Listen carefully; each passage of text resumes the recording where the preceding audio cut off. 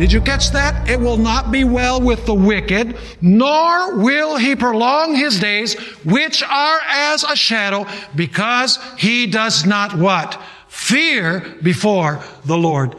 What does it mean to not fear God? It means to be wicked. What does it mean to fear God? It means to be righteous.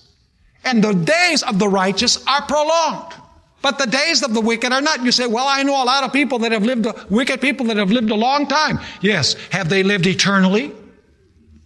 You see, when the Bible says that the righteous will live a long time, it's not only talking about this brief period in human history, it's talking about living forever.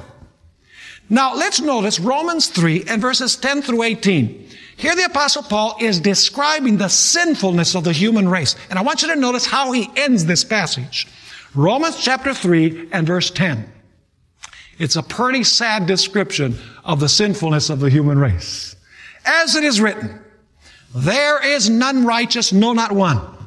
There is none who understands. There is none who seeks after God. They have all turned aside. They have together become unprofitable. There is none who does good. No, not one.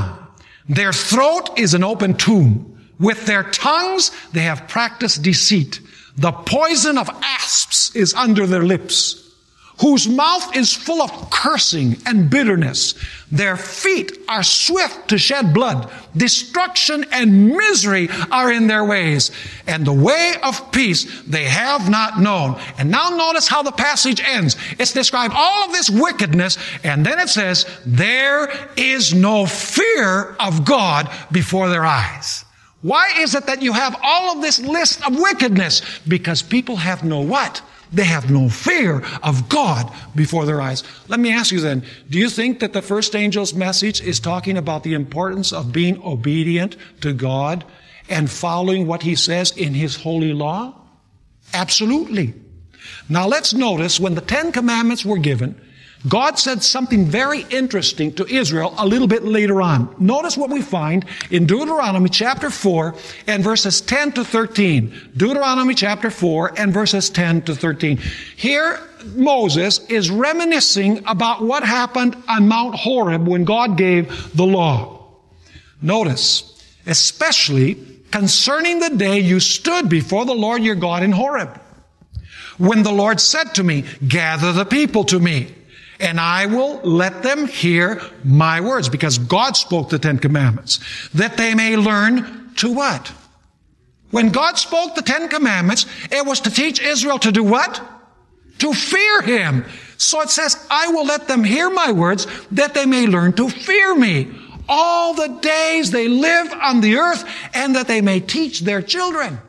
Is there anything in the 10 Commandments that teaches people to fear God? Are we supposed to teach our children the principles of the 10 Commandments? Absolutely. Notice verse 11. Then you came near and stood at the foot of the mountain, and the mountain burned with fire to the midst of heaven, with darkness, cloud, and thick darkness. And the Lord spoke to you out of the midst of the fire. You heard the sound of the words, but saw no form. You only heard a voice. So he declared to you his covenant, which he commanded you to perform, the 10 Commandments, and he wrote them on 2 tablets of stone. So notice that God gives the commandments, and he says to Israel, you know, these commandments are going to teach you to fear me, and you are to teach these commandments to your children so that your children will also fear me.